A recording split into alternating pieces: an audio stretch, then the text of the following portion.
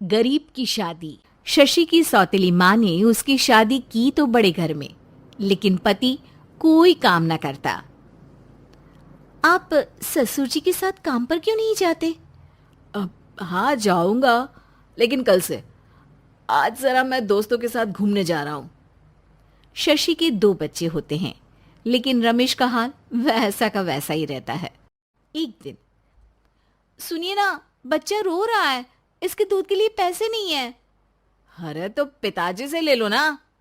क्यों? अगर आप में कमाने की क्षमता नहीं थी तो शादी क्यों की? तभी घर आई बड़ी ननद बोल पड़ती है। आहा हा हा, तुम्हारी माँ को साफ साफ कह दिया था कि लड़का ना कमाता है ना कभी कमाएगा। हम 4 बहनें हैं इसका ख्याल रखने के लिए, और पिताजी का इतना सारा पैसा, तुम्हें किस चीज की कमी रखी है? लेकिन थोड़े ही सालों में तकदीर बदल जाती है। शशि का ससुराल गरीब हो जाता है। सब बिकने के बाद शशि अपने पति, बच्चे और सास के साथ किराए के मकान में आ जाती है। मैं कोई नौकरी करना चाहती हूँ दीदी। अरे इतने बड़े घर की बहू थी शशि, तुम नौकरी करोगी? नहीं नहीं नहीं नहीं। नहीं करूंगी तो घर कैसे चलेगा? बच्चों को भी तो पालना है ना। तभी शशि का भाई आ जाता है। शशि, ये ले राशन का सामान। किसी भी तरह की कोई भी जरूरत हो तो बताना। भाई, अब मैं नौकरी करूंगी। देख बहन, वैसे तो मैं तेरे साथ हूं, लेकिन हाँ, मैं ये भी चाहता हूं कि तू अपने पैरों पर खड़ी हो जा। शशि को एक प्ले स्कूल में छोटे बच्चों को संभालने की नौकरी मिल जाती है। एक दिन, शशि, मेरे स्कूल को अब तुम संभाल लो। मैं कुछ दिनों के लिए अपने बेटे के पास जा रही हूं। लेकिन प्ले स्कूल अकेले मैंने कभी नहीं संभाला है। अब ये सब मैं नहीं जानती। इतने महीनों में तूने जो देखा, बस पूरे आत्मविश्वास के साथ उसे करना। शशि नीलम के जाने के बाद पूरे 1 महीने उसका स्कूल अकेले संभालती है, और फिर एक दिन आता है जब वो अपना खुद का स्कूल भी खोल लेती है। वाह शशि, तुमने आज मेरा सर गर्व से ऊंचा कर दिया। तुम्हारा यही आत्मविश्वास तुम्हें बहुत आगे ले जाएगा। नीलम, बहुत आगे जाने की चाह नहीं है, बस ये छोटा सा स्कूल मेरे बच्चों की अच्छी शिक्षा में मेरी मदद करे, यही मैं चाहती हूँ। शशि थोड़े थोड़े पैसों से ही अपना परिवार पाल रही थी। एक दिन उसके घर उसकी बड़ी ननद आती है। अरे भाभी, घर में कूलर तो लगा लेती, मेरी माँ को कैसे पंखे में लिटा रखा है? अरे तो शशि कौन सा एसी लगा कर सो रही है?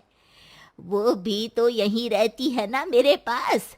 ज्यादा यहाँ आकर मेरी बहू को परेशान ना किया करो। हाँ हाँ, मुझे भी शौक नहीं है इस छोटे से घर में आने का। मैं तो बस ये बोलने आई थी कि मेरे बेटे की शादी है तो ननिहाल का जो नेग होता है वो ले आना। हाँ हाँ, जितना बनेगा कर देंगे, और ना हुआ ना तो वो भी नहीं करेंगे। तभी शशि बोल पड़ती है। अरे नहीं नहीं माँ जी, रीटा घर की बेटी है, उसके ससुराल वाले उससे शादी पर पूछेंगे कि मायके से क्या मिला। रीटा, तुम मुझे सामान की लिस्ट भेज देना, मैं पूरी कोशिश करूंगी कि तुम्हारी हर डिमांड को पूरा करें। अच्छा, मैं खाना लगाती हूँ। शशि ये बोलकर किचन में चली जाती है। धीरे धीरे कर शशि किसी न किसी तरह अपनी सारी ननदों की डिमांड भी पूरी करती, बच्चों की ख्वाहिशें भी, और उनकी पढ़ाई के लिए पैसे जोड़ती। एक दिन जब शशि का बेटा 12वीं पास करके आता है। माँ, अब तुझे काम करने की जरूरत नहीं है। मैं अब कोई ना कोई नौकरी करके पढ़ाई भी साथ कर लिया करूंगा। शशि को लगता है कि बेटा और आगे पढ़ाई करे, लेकिन वक्त की मार के कारण वो बेटे को काम के लिए हाँ कर देती है। अब बेटा एक बैंक में चपरासी बन जाता है। लड़का देखने में तो बड़ा अच्छा है, अंग्रेजी भी पटर पटर बोलता है, फिर चपरासी क्यों? लड़का सारी बात मैनेजर को बता देता है। अच्छा, तो मैं तुझे एक मौका देता हूँ। तू यहाँ रहकर दूसरे डिपार्टमेंट का भी काम सीख। अगर तू किसी एक का भी काम अच्छे से सीख गया तो मैं तुझे यहाँ टेबल चेयर में बैठने वाली नौकरी दे दूंगा। लेकिन एक दिन शशि की ननद उसे फोन करती है। अरे भाभी, देखो मायका तो मेरा तुम लोगों से ही है। मैंने आपके बेटे और मेरे भतीजे प्रदीप के लिए यहाँ एक नौकरी देखी है। पूरे 5,000 मिलेंगे। वैसे करता ही क्या है, चपरासी ही तो है ना। कोई बात नहीं रीटा, मैं उसे इस शहर के बाहर नहीं भेजना चाहती हूँ। बाकी वो शाम को आएगा तो मैं पूछ लेती हूँ। वहीं प्रदीप मैनेजर की बात से खुश हो जाता है और मैनेजर के काम पर ही नजर रखने लगता है। वो उनकी तरह के पेपर पढ़ता, काम करता और आने वाले लोगों की बातें सुनता। एक दिन बैंक में ऑडिट वाले आते हैं। ये गलत है, पूरी बैलेंस शीट नहीं मिल रही है, कहीं ना कहीं गड़बड़ है। ए मैनेजर, क्या करते हो? बैंक के पैसों का हिसाब सही नहीं है। मैनेजर के पसीने छूट जाते हैं। तभी प्रदीप वहां जाता है। अब क्या मैं ये बैलेंस शीट देख सकता हूँ? अरे बेटा, मजाक नहीं, जाओ पानी लेकर आओ एक गिलास। प्रदीप मैनेजर को पानी लाकर देता है और फिर ऑडिटर से कहता है, देखिए सर, मैं आपको बता सकता हूँ कि कैसे बैलेंस शीट को आप लोग गलत तरीके से जोड़ रहे हैं। ऐसा बोलकर प्रदीप एक एक कर सारे डाउट क्लियर कर देता है। अरे हाँ, ये तो पॉइंट हमने देखे ही नहीं थे। गुड, कौन है ये बच्चा? तभी मैनेजर बोल पड़ता है, अब हमारे यहाँ अकाउंट में नया आया है।